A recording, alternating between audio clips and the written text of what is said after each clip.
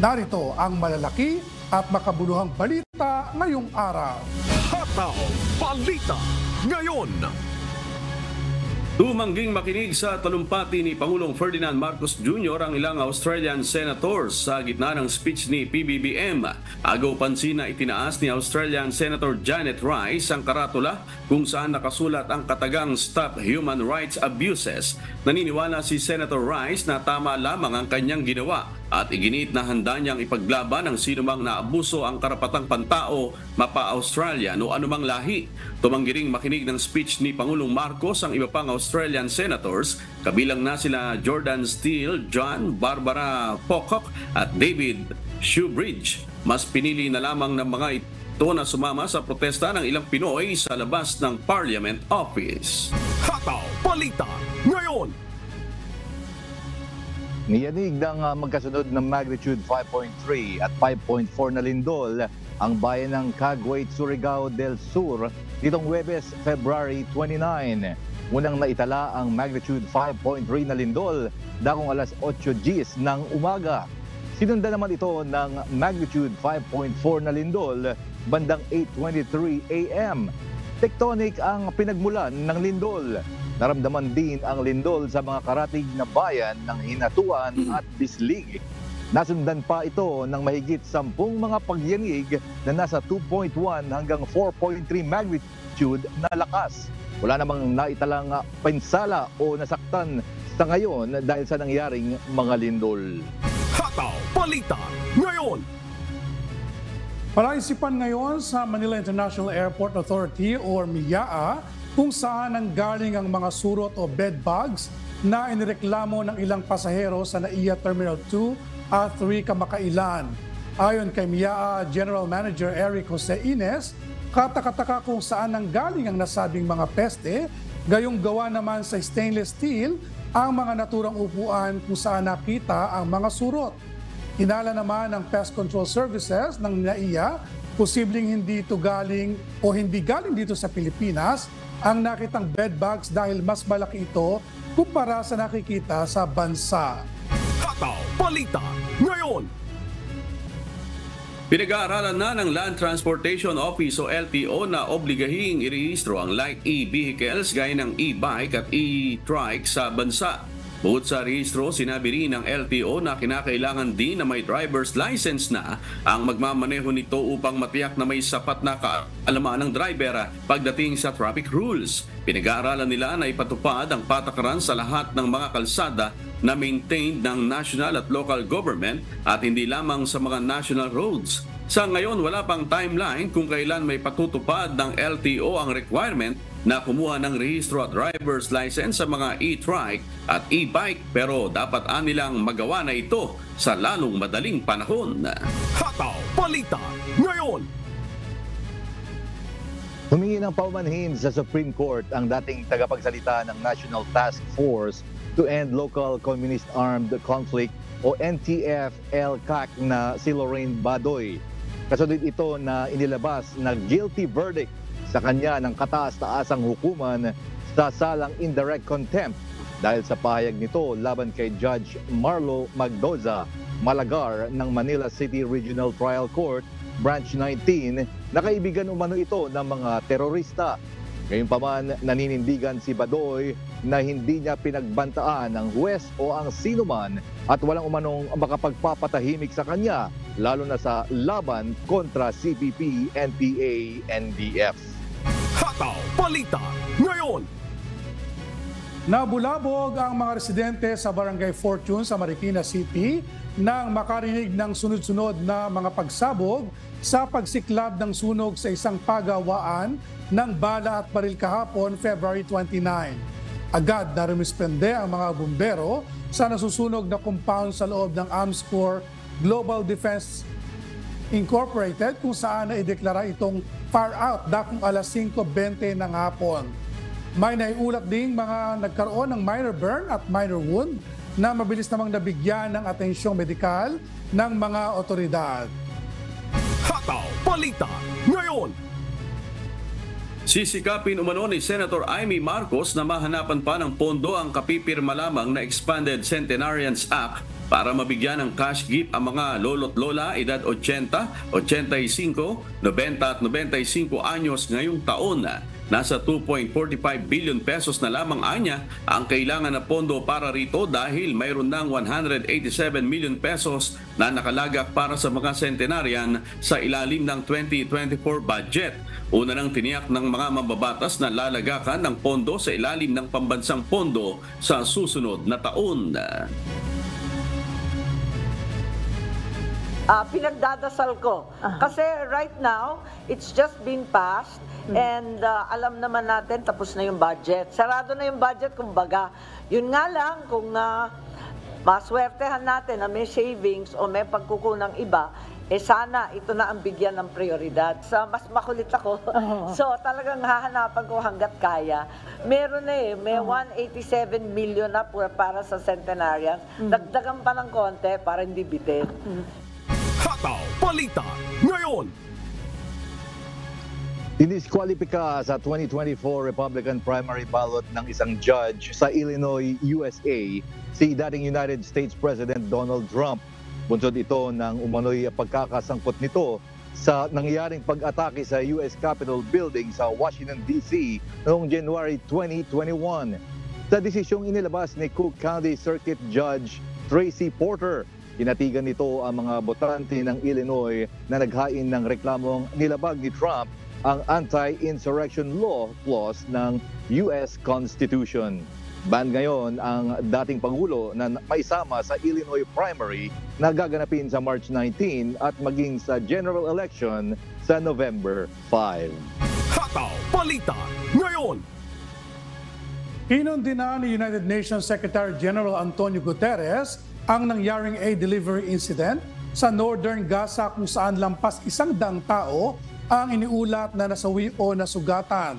Ayon sa opisyal, nangangailangan ng agarang tulong ang mga desperadong sibilyan sa Gaza, kasama na ang mga naipit sa hilagang bahagi ng lugar kung saan hindi pa nakapagbigay ng tulong ang United Nations sa loob ng mahigit 1 linggo.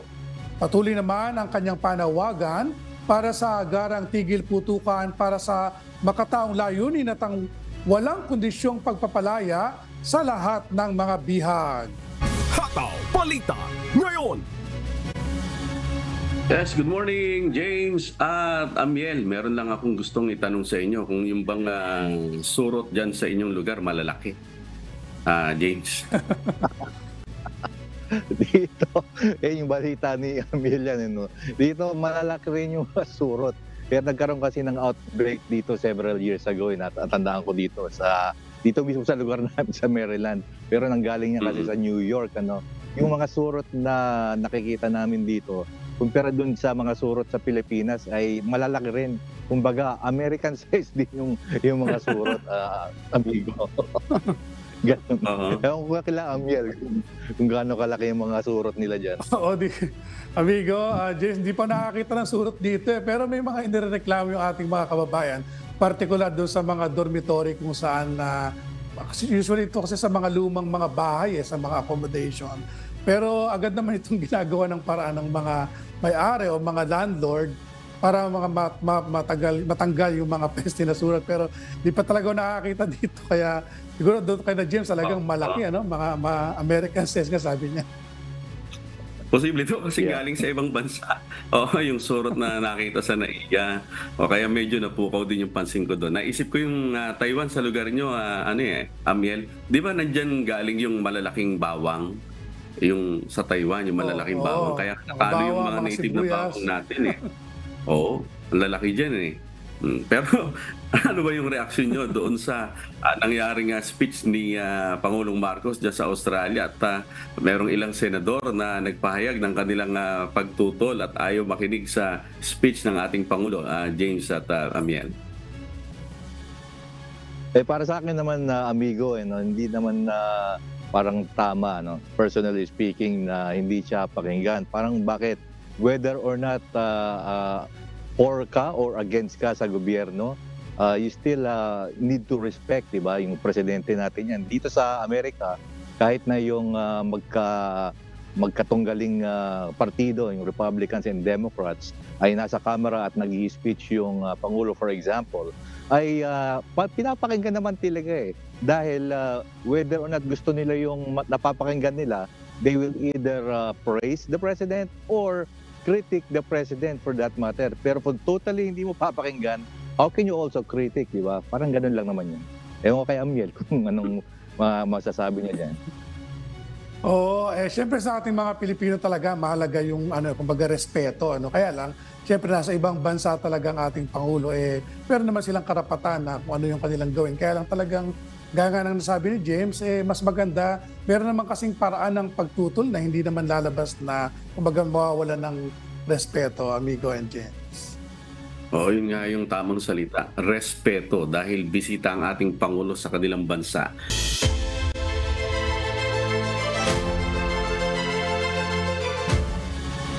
Nananawagan si Pangulong Ferdinand Marcos Jr. sa Australia ng higit na pagtutulungan sa kanyang talumpati sa harap ng Parliament sa Chamber ng House of Representatives sa Canberra. Ayon sa Pangulo, kailangan ng matibay na alyansa pati sa mga kaibigang bansa upang labanan ng banta sa rule of law at kapayapaan sa Indo-Pacific region. Binigyang din ito ang halaga ng pagtutulungan ng dalawang bansa upang mapanatili ang kapayapaan sa South China Sea. Sa gitna naman ng mga hamon na ito, muling inihayag ni Pangulong Marcos ang paninindigan ng Pilipinas na hindi susuko sa pagtatanggol sa teritoryo ng bansa. Pakinggan natin ang pahayag ni Pangulong Ferdinand Marcos Jr. Once again, we must come together as partners to face the common challenges confronting the region. Not one single country can do this by itself. No single force can counter them by themselves. We remain firm in defending our sovereignty, our sovereign rights, our jurisdiction. I shall never tire of repeating the declaration that I made from the first day that I took office. I will not allow any attempt by any foreign power to take even 1 square inch of our sovereign territory. The challenges that we face may be formidable, but equally formidable is our resolve. We will not yield.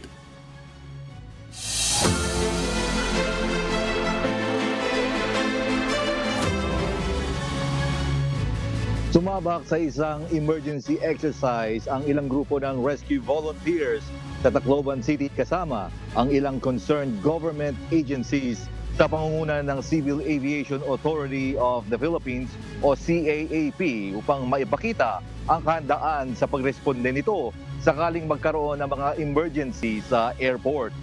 Lumahok din sa nasabing simulation ang rescue volunteers ng UNTV News and Rescue.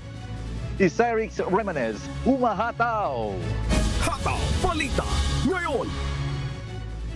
Isang full-scale emergency exercise ang isinagawa ng Civil Aviation Authority of the Philippines o CAAP sa Daniel Z. Romualdez Airport sa Tacloban City nitong Miyerkules, February 28. Ito ang kauna-unahang simulation exercise na ginanap sa isang domestic airport. Rumisponde ang iba't ibang rescue group at concerned agency sa isang simulation ng plane crash sa Daniel Z. Romualdez Airport. Mayroong tinatayang 200 taong sugatan at may mga namatay sa isinagawang senaryo ng insidente sa loob ng airport. Nagtulong-tulong ang mga rescue group, binigyan din ng first aid ang mga sugatan at dinala kaagad sa ospital. Ayon sa area manager ng Civil Aviation Area 8 na si Engineer Danilo Abareta, isang pagpapakita ng kahandaan ng ahensya sa pagresponde sa mga emergency sa loob ng paliparan ang nasabing aktibidad, lalo na ngayong plano nitong tumanggap ng international flights. This is already a preparations for all the Taclobanos to really collaborate, diba? And prepare ourselves in this kind of scenario that may happen, no? Because flight will increase, and we will be catering international flights soon. Nilahukan ang nasabing emergency exercise ng iba't ibang emergency response team ng Tacloban City, kabilang na ang UNTV News and Rescue.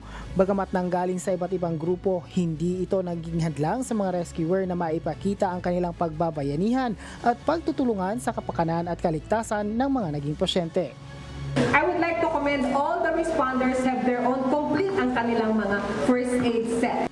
Lubos naman ang pasasalamat ng management ng CAAP sa lahat ng naging participants sa aktibidad. So it is very timely for us to conduct this full scale because as we know, air traffic increases through the years.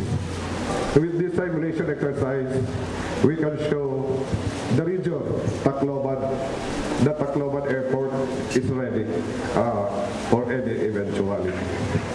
Ayon sa CAAP, hindi ito ang magiging huling full-scale emergency exercise sa Region 8 at nakahanda na niya ang mga planong magkaroon ng mga katulad nito sa mga susunod na taon. Cyrex Lemanes, humahataw sa balita ngayon. Hataw Balita ngayon. Dalawa na lamang ang nagpapatuloy na active forest fire sa lalawigan ng Benguet habang 4 naman ang under control at 6 ang idineklarang fire out na.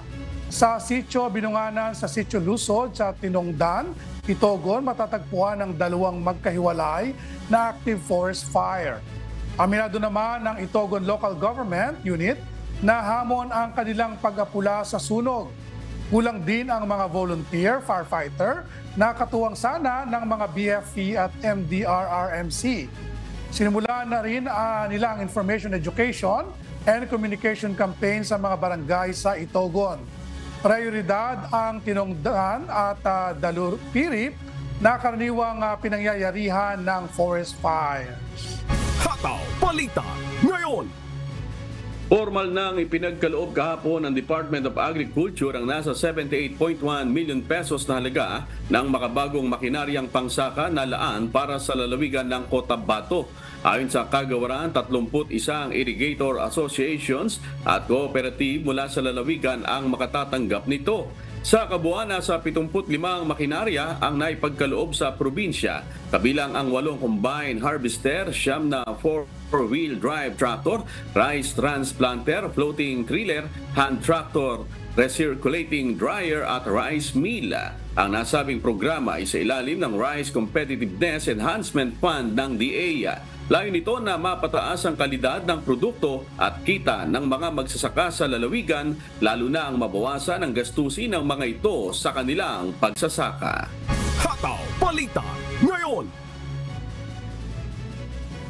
Bibilhin ng National Food Authority o NFA Region 5 sa mas mataas na halaga ang mga inaaning palay ng mga magsasaka sa probinsya ng Camarines Norte.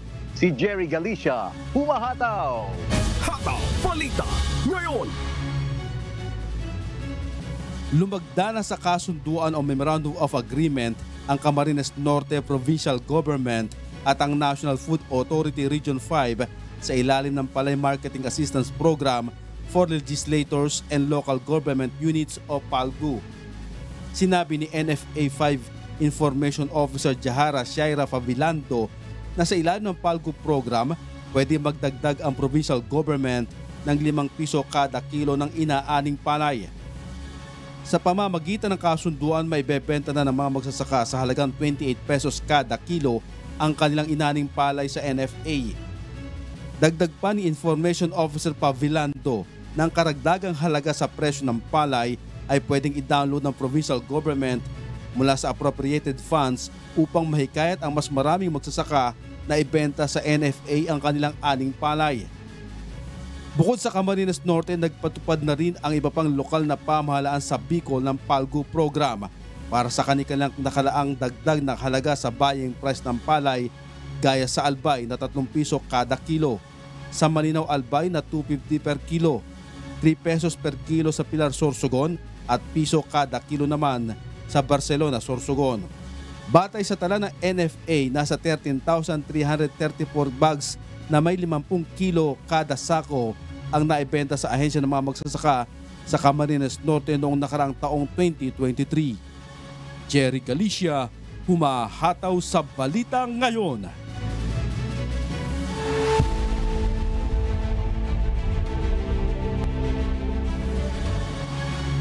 Makibalita naman tayo mula sa ibayong dagat, kakailanganin na ng visa ng lahat ng Mexicans na mag-iibig pumasok ng Canada. Epektibo kahapon, probinsya ng Quebec isa sa mga pangunahing nananawagan na ibalik ang visa requirements para sa mga Mexican. Mula sa Toronto, Canada, may humahataw na balita si Jen Rico live. Hataw Balita ngayon. Hello Jenny, ano ba yung dahilan ng pagbabalik ng visa requirements para sa mga Mexicans na papasok dyan sa Canada? Amiel, isa sa pangunahing dahilan ng pagbabalik ng visa requirements para sa Mexicans ay ang pagdagsa ng asylum seekers dito sa Canada, partikular sa probinsya ng Quebec. Matatanda ang mayroon ng visa requirement noong 2009 ng Mexicans na papasok ng Canada, ngunit inalis ito noong 2016 nang maupo bilang Prime Minister si Justin Trudeau. Ayon kay Quebec Premier François Legault, 33 million Canadian dollars na ang nagagastos ng probinsya sa halos 43,200 asylum seekers sa probinsya. Dagdag pa niya, lumalala na rin ang housing crisis dito dahil sa pagdami ng asylum seekers at nagkakaroon na rin ng strain sa school resources. Pabor naman sa Estados Unidos ang pagbabalik ng immigration policy na ito upang mabawasan ang pagpasok sa kanila ng illegal immigrants. Balik sa iyo, Amiel. Jenny, bakit apektado ang Estados Unidos kung magiging visa-free muli yung pagpasok nila sa Canada? Amiel, dahil ito sa tinatawag na Safe Third Country Agreement sa pagitan ng Canada at US. Partikular itong policy na ito sa asylum seekers sa alinmang bansa. Ang asylum seeker kasi na pumapasok sa USA ay hindi na maaaring maging asylum seeker dito sa Canada at vice versa. Halimbawa nga itong Mexicans na ginagawang daan lamang ang Canada para makapag-seek ng asylum sa USA dahil nakakapasok sila dito ng visa-free. Ayon nga sa US Border Security, tumaas ang bilang ng asylum seekers na nanggagaling sa Canada, partikular ang Mexican nationals. Amiel. Alright, maraming salamat Jen Rico mula sa Toronto, Canada na may naninirang mahigit 61,000 na Mexicans. Hataw Balita ngayon. Humingi ng tulong ang isang parte ng Moldova kay President Vladimir Putin para protektahan ang kanilang rehiyon. Bunsod umano ito ng mga banta na kanilang natatanggap mula sa gobyerno ng kanilang bansa. Ito ang humahataw na balita ni Christy Rosacia. Hataw Balita ngayon. Nanawagan ng mga politiko sa Transnistria sa Moscow na bantayan ito sa pressure mula sa Moldova. Sinabi naman ng Kremlin na babantayan nito ang compatriots nito. Isang lugar sa Moldova ang Transnistria na kumalas sa bansa nang gumuho ang Soviet Union. Nasa ilalim pa rin ito ng Kremlin sa gitna ng pagnanais ng Moldova na sumali sa European Union. Bagaman walang kumikilala sa Transnistria bilang isang bansa, patuloy ang pag-alis ng presensya ng militar ng Russia sa lugar. Sa ngayon ay nasa 1,500 na lang ang sundalo doon. Huling nagkatipon ang Kongreso nito noong 2006 nang nagpasa ito ng referendum na sumali sa Russia. Nitong Miyerkules, February 28, naipasa ang isang resolusyon para magdagdag ng mahigit 220,000 na Russian national para sa proteksyon laban sa otoridad ng Moldova. Sinabi naman ni Daniel Voda, tagapagsalita ng gobyerno ng Moldova, na walang panganib ng paglala nito at destabilization. Aniya, isa itong propaganda. Nagsalita rin si United States Department spokesperson Matt Miller na patuloy na binabantayan ng Estados Unidos ang mga aksyon ng Russia sa Transnistria. Christy Rosacia, humahataw sa balita ngayon. Hataw Balita ngayon. Magpapadala ang Australia ng 6 na military personnel bilang suporta nito sa Estados Unidos at United Kingdom kontra sa Houthi rebels sa ilalim ng kabubuo lamang na Operation Hydrant. Bukod pa ito sa naunang Operation Matinu kung saan nasa 16 na personnel ang idineploy ng bansa bilang suporta naman sa Combined Maritime Forces na may headquarters sa Bahrain. Ito ang humahataw na balita ni Danny Delieva. Hataw Balita ngayon. Bumubuo ang Australian Defence Force o ADF ng operation kapag kailangang magpadala ng personnel sa ibang bansa. Bilang suporta sa Estados Unidos at United Kingdom laban sa Houthi rebels, magpapadala ang Australia ng 6 na military personnel sa ilalim ng bagong buong Operation Hydrant ng ADF. Ayon kay Defense Minister Richard Marles, isa itong mahalagang kontribusyon ng Australia upang mapanatiling bukas ang Red Sea at malugod namang tinatanggap ng dalawang bansa. Dagdag pa ni Minister Marles, bagamat prioridad ng bansa ang kaligtasan ng Indo-Pacific region, importante rin na maipakita ng bansa ang pakikiisa sa proteksyon ng Red Sea na ruta ang ginagamit ng maraming malalaking international shipping lines. Halos araw-araw na nagsasagawa ng pag-atake ang Estados Unidos sa Houthis, subalit hindi pa sapat upang mapigilan ang grupo sa isinasagawang terorismo sa Red Sea. Ayon sa terrorist group, posible lamang nilang itigil ang missile at drone attacks sa international shipping sa Red Sea sa sandaling itigil ng Israel ang pag-atake sa Gaza. Sa kabilang banda, nauna nang nagpadala ang Australia ng nasa 16 na personnel sa ilalim ng Operation Manitou, na suporta naman ng Australia sa Combined Maritime Forces o CMF na binubuo ng 41 member nations at may 5 combined task forces. Pangunahing layunin ng CMF na may headquarters sa Bahrain ay ang paglaban sa terorismo, pigilin ang piracy, pagpapalakas ng regional cooperation at isulong ang ligtas na maritime environment. Danny De Lieva, humahataw sa balita ngayon.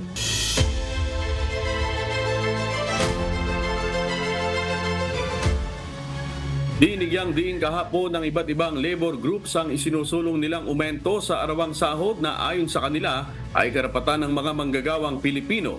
Hiling nila na mapabilis ang pagtalakay sa 3 House bills na inihain sa mababang kapulungan ng Kongreso. Ayon kay Deputy Secretary General ng Sentro na si Nais Coronacion, nararapat nang maibigay ang panukalang aumento sa sahod dahil hindi na talaga makasasapat ang minimum wage sa ngayon.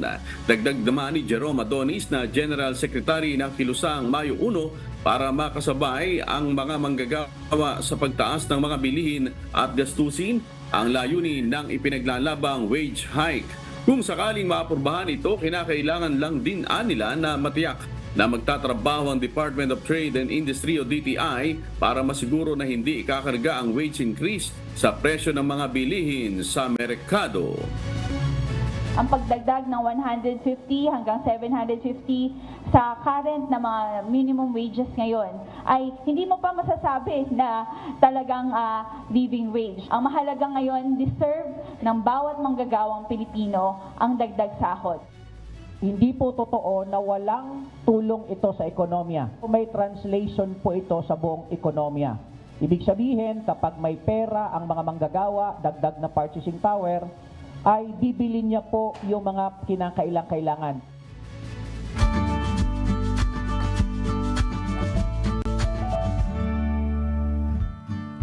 Alamin naman natin ang magiging lagay ng panahon sa iba't ibang bahagi ng bansa ngayong araw ng Biyernes.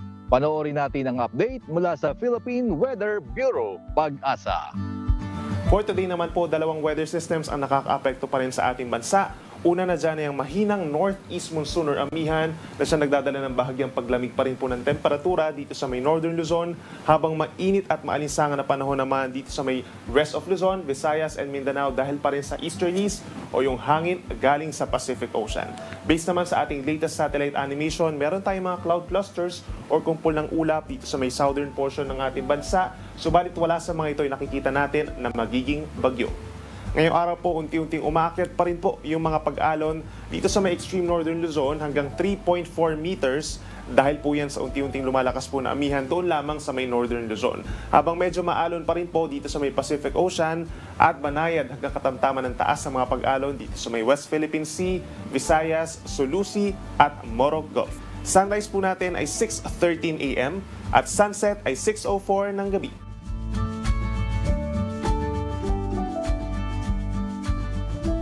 At napanood po natin ang update mula kay Pag-asa Weather Specialist Benison Estareja. Tandaan, sa bawat araw na ating nasisilayan, tayo'y magpasalamat sa Diyos na may lalang.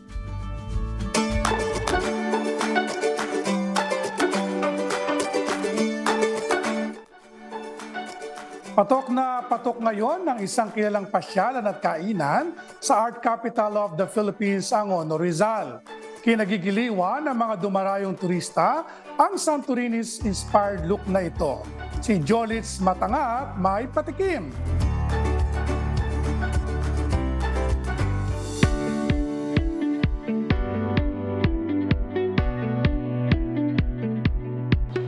Ikaw ba ay naghahanap ng lugar na makakapag-relax sa'yo dahil sa stress sa trabaho o di kaya naman makaiwas sa polusyon?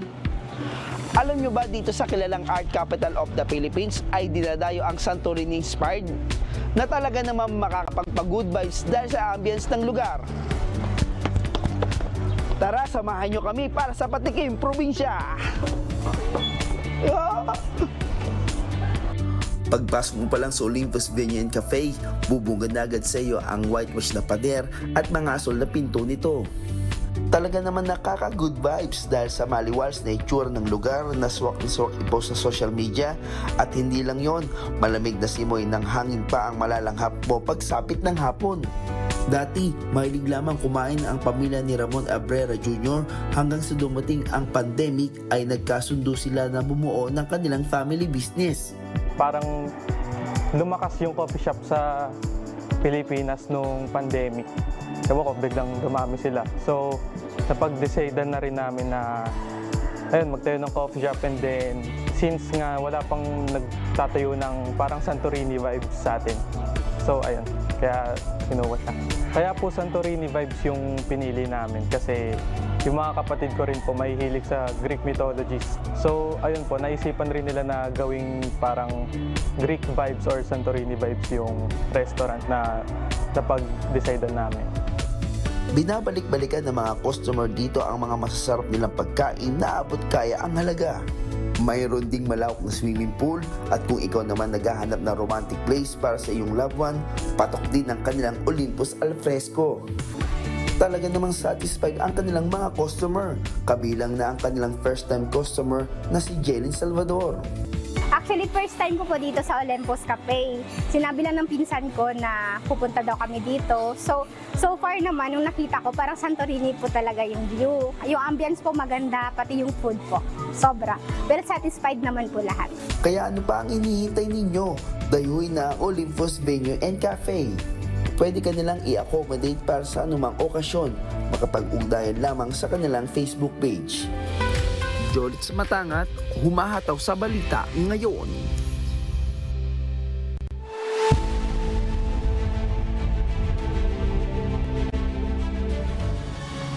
Kabilang ang New Zealand sa mga bansang nakararanas ng mataas na food price inflation o matinding pagtaas ng presyo ng basic food items ayon sa World Vision. Katulad ito ng nakitang malaking pagtaas ng mga presyo ng bilihin sa mga pinakamahihirap na bansa sa buong mundo. Ito ang humahataw na balita ni Raquel Evangelista. Hataw Balita ngayon! Nasa 56% ang itinaas ng presyo ng common food items sa New Zealand na katulad ng pagtaas ng presyo ng mga bilihin sa pinakamahihirap na bansa sa buong mundo. Kabilang ang bigas, saging, manok, kamatis, itlog at mantika sa food items na malaki ang itinaas ng presyo sa kabila ng pagbaba ng presyo ng pagkain globally. Ayon sa huling ulat ng World Vision na nagkumpara ng mga presyo ng food items mula sa 67 mga bansa sa nakalipas na taon. Umabot sa average na 78.32 New Zealand dollars o 2,685 pesos ang presyo ng food basket noong nakalipas na taon kumpara sa 50.15 New Zealand dollars o 1,720 pesos lamang noong 2022. Ayon kay World Vision Head of Advocacy and Justice Rebecca Armstrong, bukod sa epekto ng climate change at import costs, ang kawalan ng kompetisyon sa supermarket sector ng New Zealand ang lalong nagpapataas sa presyo ng mga bilihin sa bansa. 9 sa 10 mga bansa na may pinakamataas na presyo ng pagkain ay nasa Sub-Saharan Africa, kung saan nakararanas ng matagal na panahon ng tunggalian at matinding climate change. Kabilang din ang Sudan na nasa 61%, Honduras na nasa 56% at Ethiopia na nasa 43% ang itinaas ng presyo ng bilihin. Gayunman, ang bilang ng oras na dapat na ipagtrabaho ng average New Zealander upang makabili ng food basket ay nasa halos 3 oras lamang kumpara sa ibang mga bansa gaya ng Central African Republic kung saan kailangang magtrabaho ng 25 araw upang makabili ng kaparehong dami ng pagkain. Ayon naman kay World Vision New Zealand National Director Grant Baildon, ang presyo ng pagkain sa mga mahihirap na bansa ay higit kaysa kakayahan ng kanilang mamamayan na makabili at nangangahulugan na maraming pamilya at mga bata ang hindi nakakakain ng wasto.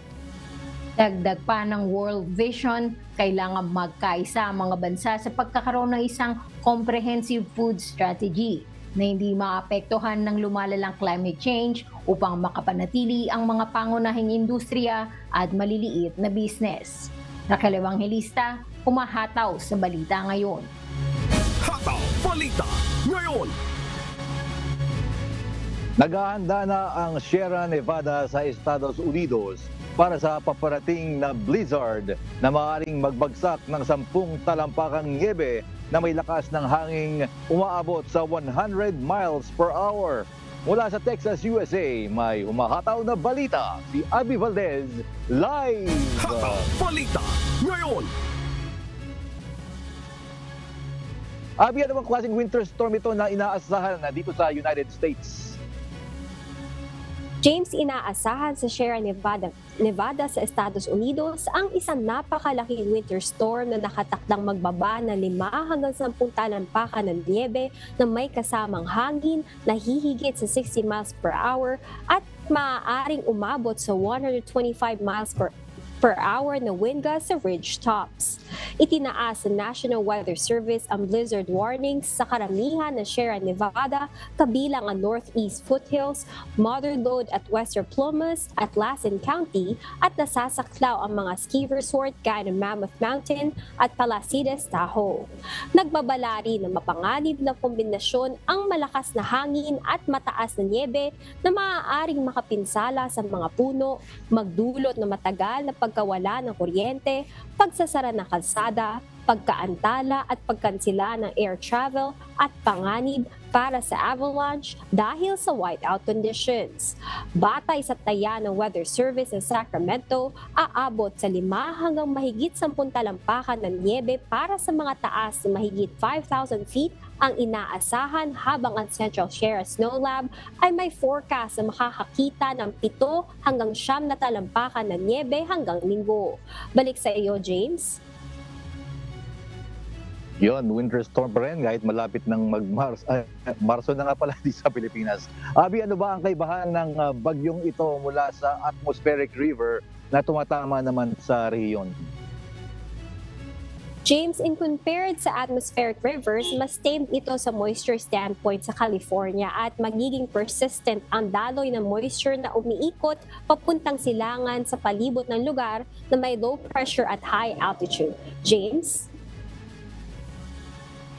Sige, maraming salamat sa iyo, Abby Valdez, mula sa Texas, USA, na noong 1929 blizzard ay nakatanggap ang Clifton ng 24 na pulgada ng niebe, habang ang Hillsborough ay may 26 na pulgada ng niebe.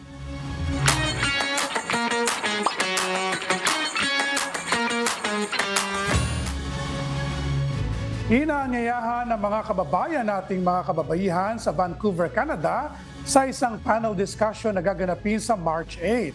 Magkakaroon naman ng meet and greet at orientation sa Washington DC area sa Estados Unidos. Ito ang humahataw na balita ni Lynn Perez. Hataw Balita Ngayon. What's up, kabayan? Maghahandog ng online labor seminar ang Philippine Embassy at ang MWOAS sa Korea para sa mga bagong dating na EPS Filipino workers. Gaganapin ito sa March 3 mula alas 5 ng hapon hanggang alas 7 ng gabi via Zoom. Sa mga interesadong dumalo, mag-register lamang sa bit.ly/PAOS2024. Iniimbitahan naman ng mga kababayan natin sa Vancouver, Canada, partikular ang mga kababaihan na dumalo sa isang panel discussion. Isasagawa ito bilang bahagi ng pagdiriwang ng National Women's Month. Gaganapin ito sa March 8 alas 5 ng hapon sa 999 Canada Place Suite, 660 Vancouver. Pag-uusapan dito ang mga opportunities sa mga Pilipina sa technology industry. Sa mga nais mag-register, mag-email lamang sa cultural section at vancouverpcg.org. Inaaniyahan naman ang mga kababayan natin sa Washington, D.C. area sa isasagawang meet and greet at orientation na handog ng Migrant Workers Office. Gaganapin ito sa March 23 alas 10 ng umaga hanggang alas 3 ng hapon sa Philippine Embassy sa Washington, D.C. Limitado lamang ang slots kung kaya't mag-register na sa pamamagitan ng pag-scan sa QR code na matatagpuan sa official Facebook page ng OWA Washington, D.C. sa facebook.com/OWA Washington. Maaari rin mag-register sa tinyurl.com/DMV area. Magsasagawa naman ng Consular Outreach Mission sa Montreal, Canada mula March 23 to 24 sa Holiday Inn.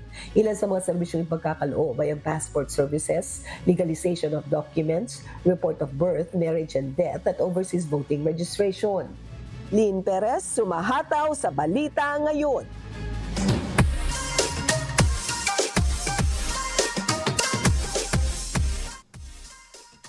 Ito na ang hindi natin makalilimutan ang pinakaabangan nating lahat. James, pwede bang bumate? Tignan mo, magagaya ko si Noel, ha? Pwede! Pwede na ba yun? Narito po ang pagbati ng ating kababayan. Ako po si Score Magtangob, lokal ng Edmonton, Alberta, Canada. Binabati ko po ang Vivero family, Mabana family, Budjos family, Magtangob family, lalong-lalo na po kay Brad Rafi Magtangob, Brad Ruben Magtangob, Sis Mercy Magtangob, Sis Fachila Magtangob. Binabati ko rin po ang Imus Cavite lokal, lalong-lalo na po kay Sis Josie Danseco, Sis Amelia Armenta, at Sis Karen Aguinaldo. Salamat sa Diyos! At sa aming ibabahaging mga salita ng Diyos na ating sandigan, mula sa Roma, Kapitulo 10, talatang 4. Sapagkat si Kristo ang kinauuwian ng kautusan sa ikatutuwid ng bawat sumasampalataya.